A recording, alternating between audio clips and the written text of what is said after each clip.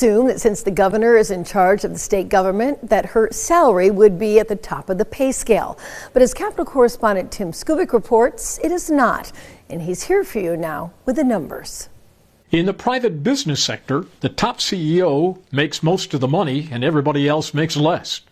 But in public government, even though the governor runs the entire executive branch with thousands of employees, a whopping 262 of those state employees actually earn more than the governor's salary of $159,000 a year.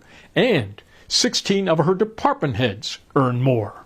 For example, the state school superintendent, Dr. Michael Rice, he earns $251,000 a year. The next highest state employee is Major General Paul Rogers, who runs the National Guard.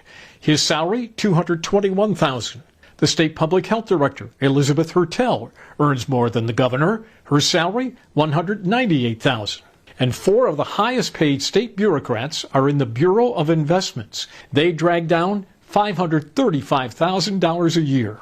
Former State Representative Tom Cochran chairs the State Compensation Commission. It sets the governor's salary.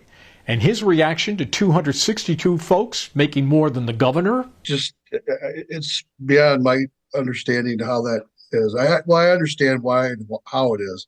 It's obviously the politics of it, but it's just not right. It just boggles my mind. And looking at the statistics and the numbers. The governor's not alone. The state attorney general, Dana Nessel, and Secretary of State Jocelyn Benson have a salary of $112,000.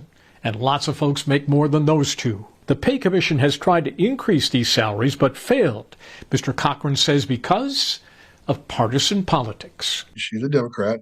The legislature had been Republican. And there's no way that you're going to see or they would vote for an increase for a Democratic governor. The governor obviously does not work a 40-hour week, but just to compare her salary to yours, if she did, her hourly wage would be $76.